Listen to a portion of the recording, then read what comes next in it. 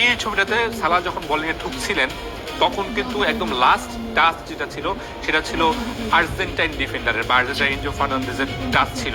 এই যে দেখুন আর্জেন্টাইন ডিফেন্ডারের টাচ ছিল, মোহাম্মদ সালাহর তখন টাচ ছিল না।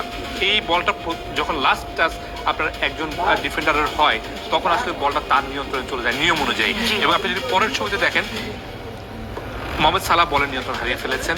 টাচ এর পরে মোহাম্মদ সালাহর পিছনে বল চলে গিয়েছে, মোহাম্মদ সালাহর সামনে বল নেই, বলটা মোহাম্মদ সালাহর একদম পিছনে চলে গিয়েছে। এবং এই ফার্নান্দেজ তিনি হচ্ছে বলের নিয়ন্ত্রণে বলের অন দ্য মুভমেন্টে যাচ্ছেন এবং সেই সময় মোহাম্মদ সালাহ ঘোরার চেষ্টা করেছেন, তিনিও আসলে তার পিছন দিকে বলটা নেওয়ার জন্য ঘোরার চেষ্টা করছিলেন।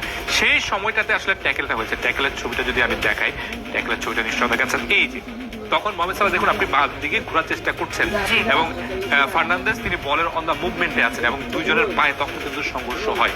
মোহাম্মদ সালাহ ঘুরতে গিয়ে তখন নিয়ন্ত্রণটা হারিয়ে ফেলেন। এই জায়গাটাতেই অনেকে মনে করছেন যে বল সামনে ছিল সালাহকে ট্যাকেল করা হয়েছে। সালাহকে আসলে ট্যাকেল করা হয়নি, বলের নিয়ন্ত্রণ নিতে গিয়ে সালাহ মুভমেন্টের সময় নিয়ন্ত্রণ হারিয়ে ফেলেছেন এবং সেই সময় দুইজনের পায়ে লেগেছে। তর্ক বিতর্ক আসলে সবকিছুর ঊর্ধ্বে গিয়েই স্কোর লাইনটাই আসলে কথা বলে দিন শেষে তর্ক থাকেই, কিন্তু গোল যেভাবে হয়েছে সেখান থেকে আসলে ম্যাচে মিশর যেভাবে তাদের জায়গাটা হারিয়েছে, 2-0 লিড থেকে তারা আসলে ম্যাচটা হেরেছে। মামুন, আমার কাছে